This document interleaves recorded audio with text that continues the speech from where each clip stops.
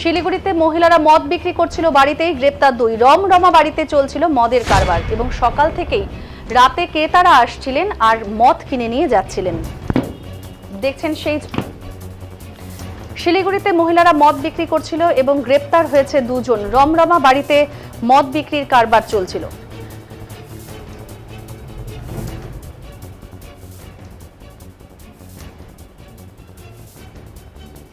রমরমা বাড়িতে চলছে মদের কারবার, সকাল থেকে রাত ক্রেতারা আসছিলেন আর মদ কিনে নিয়ে যাচ্ছিলেন। বেশ রমরমা এই মদের সার্ভিস দিয়ে আসছিলেন 2 মহিলা।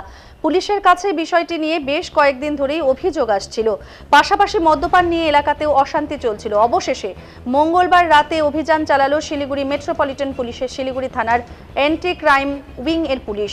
শিলিগুড়ি টিকিয়াপাড়ার ওই 2 মদ বিক্রেতা মহিলাকে গ্রেপ্তার করল পুলিশ। তাদের হেফাজত থেকে উদ্ধার হয়েছে প্রচুর মদ। ধৃত কিরণ সাহানি এবং শান্তি সাহানি দীর্ঘদিন ধরে এলাকায় মদের কারবার চালিয়ে আসছিল বলেই জানতে পেরেছে পুলিশ। বুধবার ধৃত 2 মহিলাকে শিলিগুড়ি আদালতে পেশ করে শিলিগুড়ি থানার পুলিশ।